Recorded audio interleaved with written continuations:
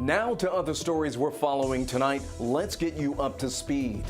War of words. Former President Donald Trump launching a personal attack on Senate Republican leader Mitch McConnell. He calls his one-time ally, quote, a dour, sullen, and unsmiling political hack. He also blames him for the GOP losing both Georgia Senate seats, while throwing shade at Governor Brian Kemp and Georgia Secretary of State Brad Raffensperger. Blogger death.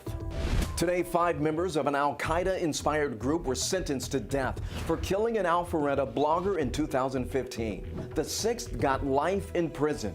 Avijit Roy was a Bangladeshi American who lived in metro Atlanta for years. During his trip to Bangladesh, he was killed by a group of attackers. His wife and another blogger were badly hurt. The FBI helped track down Roy's killers. New prosecutor. That's what families involved in the 2 high-profile cases concerning Atlanta police are calling for. Rayshard Brooks was shot and killed last summer.